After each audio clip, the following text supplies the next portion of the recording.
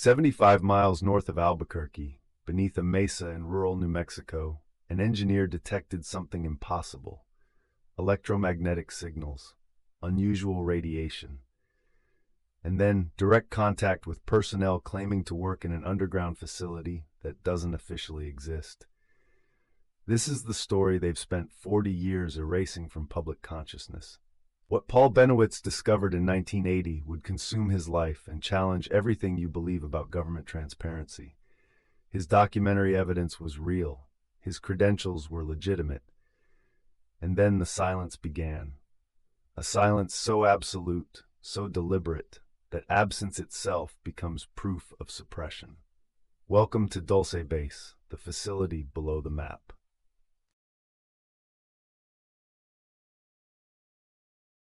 Paul Benowitz was no conspiracy theorist. He held degrees in electrical engineering and worked in the aerospace industry. In 1980, his Albuquerque home became a receiving station for something unusual. His instruments, calibrated, scientific instruments, detected electromagnetic signals emanating from the direction of Archuleta Mesa, 75 miles to the north. Initial observations seemed mundane, but Benowitz was systematic. He documented everything: radiation readings, aircraft movements, electromagnetic frequencies that didn't match any known broadcast. By 1981, he'd assembled data suggesting organized activity in an area marked as empty desert. He began interviewing local ranchers. They reported cattle mutilations, precise surgical incisions, organs removed, no blood at the scene. Between 1983 and 1985, over 200 cattle disappeared from ranches within a 40-mile radius of Dulce. Benowitz connected the dots: the electromagnetic anomalies, the aircraft movements, the mutilations. They formed a pattern pointing to one location: Archuleta Mesa. His documentation attracted serious researchers. Legitimate ufologists reviewed his data. They found his methodology sound, his measurements reproducible, his conclusions warranted investigation. But Benowitz wasn't prepared. In 1987, someone claiming inside knowledge made contact with researchers. He identified himself as Thomas Costello.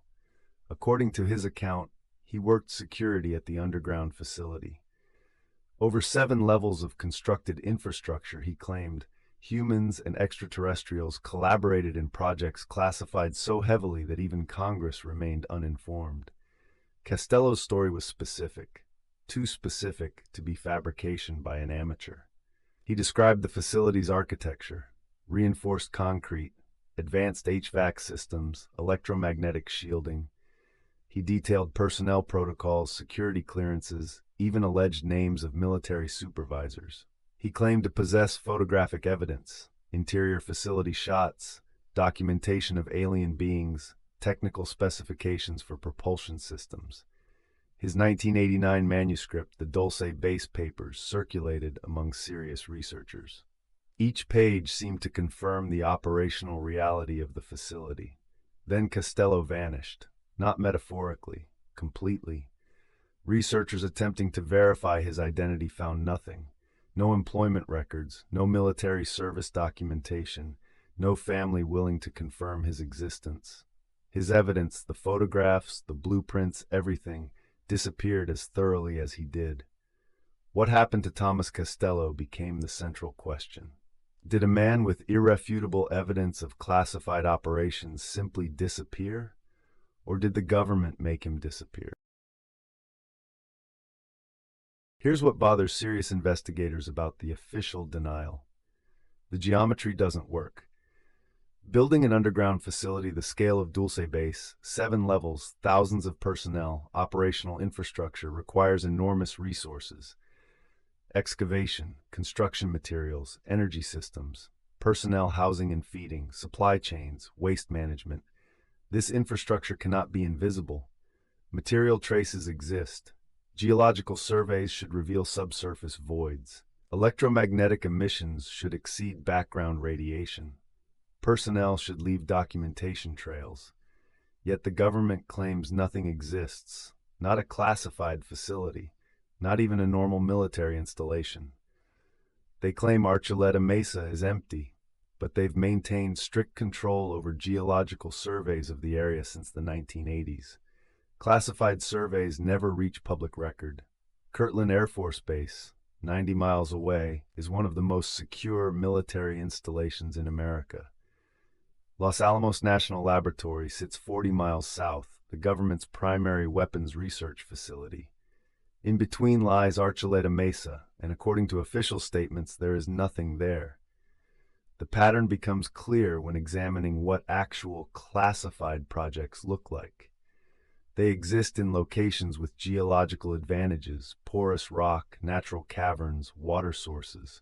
Archuleta Mesa possesses all three. They locate near established military infrastructure for personnel transfer and security. The region qualifies perfectly.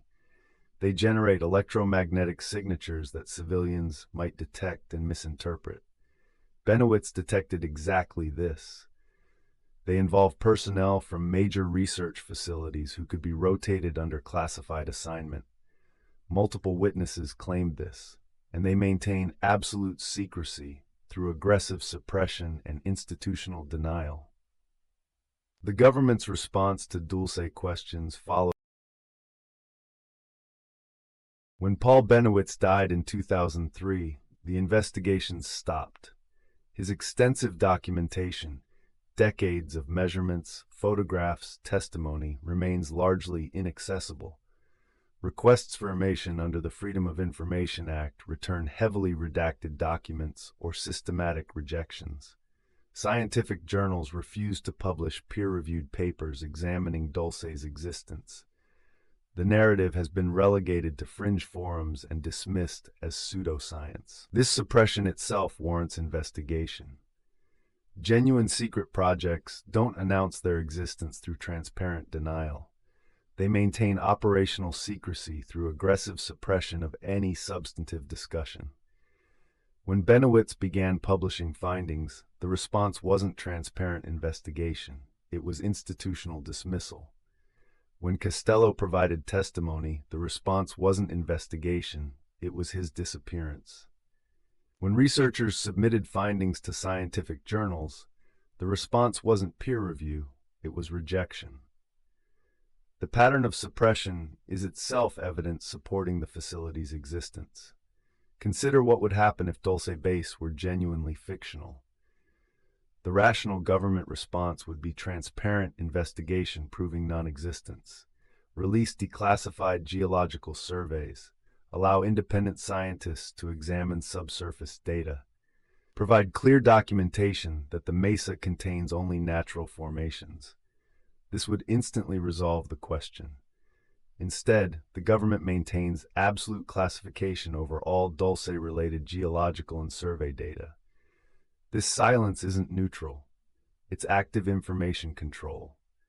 And active information control over what should be an easy question. Does an underground...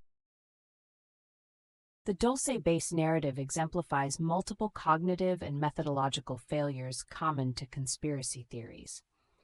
First, unfalsifiability. Proponents claim absence of evidence proves government suppression rather than absence of the facility itself, a logical structure that resists disproof by design. Second, the appeal to missing evidence. Thomas Costello has never been independently verified, and his documentary evidence has never materialized for scientific examination. In forensic investigation, this is called negative evidence and holds zero probative value. Third, confirmation bias. Geological surveys showing normal volcanic formations are reinterpreted as natural cover for artificial structures. Any data point becomes supporting evidence through creative reframing. Fourth, extraordinary claims require extraordinary evidence. Constructing an underground facility with thousands of personnel, supply chains, and infrastructure leaves material traces, energy consumption, structural engineering, personnel records. No credible evidence exists. Fifth, Benowitz's electromagnetic readings likely originated from conventional sources. Power lines, radio broadcasts, and radar installations are abundant in New Mexico's high-tech corridor. His interpretation as alien signals reflects apophenia, pattern finding in random data, not genuine anomaly. Finally, Occam's razor. The simplest explanation is that Dulce Base is folklore constructed from misidentification, hoaxed evidence, and psychological projection. Extraordinary secret projects involving extensive infrastructure require extraordinary evidence we simply don't possess.